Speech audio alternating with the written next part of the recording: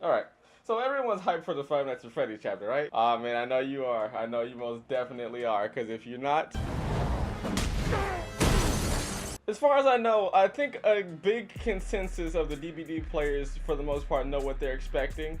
But then we look to the FNAF side of things. Not too long ago, after the watch party, I was trying to watch other people's reactions to get like a scale of reference for public perception. And then I heard John from FNAF refer to generators as engines. It may mean very little to you, but to me, that was a mental flashbang. It just tells me that we've got a lot of work to do. What's up, guys? TK's Dead by Daylight / Five Nights at Freddy's expert. Yes, that's an actual title. Nope. And today we're going to be doing something a little bit different from what I usually do, most definitely. I feel like in this collaboration, I just so happen to be the great divider between the FNAF fans and the Dead by Daylight players. First of all, to the people from the Five Nights at Freddy's community joining the Dead by Daylight, welcome.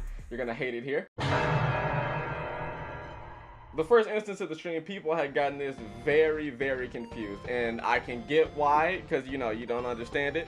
But Springtrap, like OG Springtrap, and a Yellow Rabbit are completely different from each other. Of course, same character, lore-wise, same character. Springtrap is the killer, like the base killer that we're gonna be getting. He's voiced by the OG Springtrap voice actor, which is PJ Haywood. I'm always come back to reprise his role in Dead by Daylight. Fully respect that. For the legendary skin, which is the Yellow Rabbit, we have Matthew Lillard voicing him.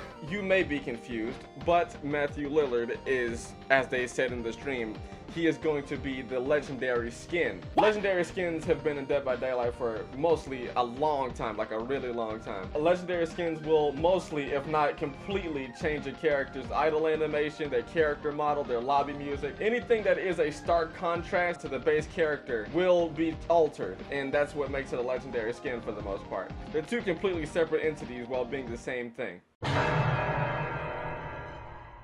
Secondly, to the people wondering why Mike and Vanessa weren't the two survivors selected for the Dead by Daylight chapter, the Springtrap that they picked for this chapter is the OG Springtrap. It would make no sense to have Michael and Vanessa from the movie to be put into the game. I think Daco referenced why we didn't get two survivors because like Stranger Things did it. Stranger Things characters exist in their own show. So the Michael Schmidt and the Vanessa that we got in the movie are completely separate from the Michael Afton in the game and everything. I mean, sure, it would have been fun, though it doesn't make any sense to have him in the game since all we've got is black silhouette and purple pixelated corpse to go off of. Bruh. So we really don't have a scale of reference. Then we got the Project W chapter with Wesker, Rebecca, and Ada, all people that have interacted with each other within the lore of Resident Evil. Dead by Daylight, as far as I know, and I know pretty far, has never gotten two characters that have had absolutely nothing to do with the original killer that they were connected to. I think the Fazbear Pizzeria map is probably the only exception from the split between game and movie. Speaking of which, I think it's probably time to get into analyzing map screenshots. A lot of people were upset that the animatronic designs on the stage weren't one-to-one. I completely understand that. I completely get that. But Dead by Daylight likes to take their own design and stylistic interpretation to bring things from their own recognized counterpart into their world. They try their best to twist their likeness in a way that feels unique to Dead by Daylight itself, while also keeping the original. So yes, the animatronics won't look 100% accurate, but I mean, does this establishment look 100% accurate? There's a sinkhole in the roof, and it's got like, it's got fleshy organs dropping out of it. Typically, what you see across some DBD maps, honestly, I think it's most of the newer maps, which is the entity's corruption spreading across the environment. So it twists it however it sees fit.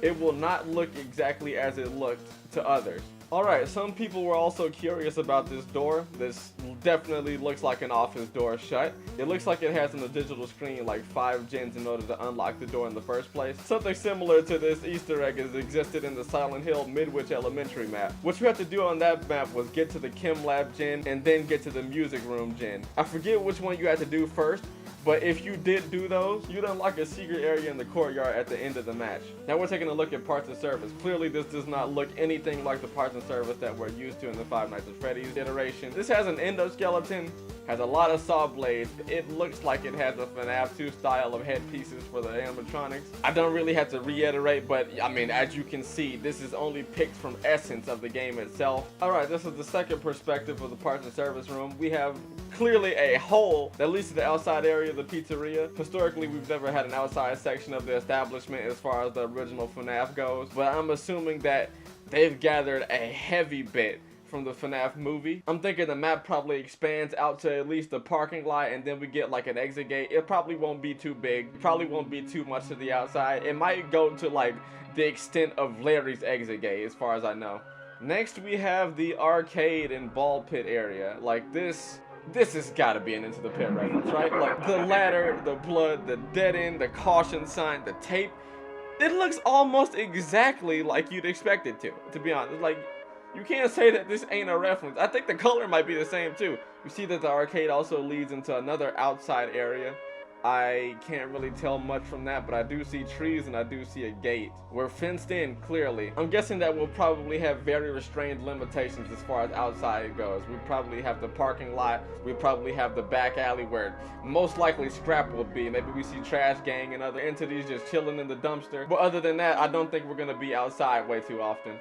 The devs also mentioned that they're going to be adding jump scares into the map, which is nothing new for Dead by Daylight players. For the first time, they're always a terrifying effect, and we love it every single time. Like Midwich Elementary with the Locker Corpse jump scare, and they've also done it on the Nostromo Wreckage with the Facehugger jump scare. Since Five Nights at Freddy's is very jump scare heavy, I feel like there may just be at least one jump scare for every room. Maybe one of the animatronics will do the jump scare scream if you happen to get too close to them on the stage. I expect the endoskeleton to probably start freaking out in the parts and service room if you get too close to it. I expect Foxy to probably peek out of Pirate's Cove once in a while maybe. Maybe the balls in the ball pit start bouncing around sporadically, or maybe there's just a yellow rabbit head in the ball pit. One thing that I'm hyped for, and I know for a fact, once we get that last gen done, when we hear the 6 a.m. chime, that will be so heat, bro.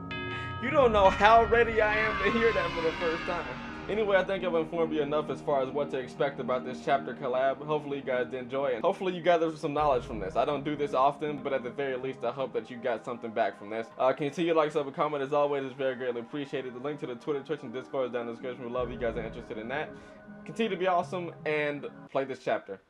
You will play this chapter.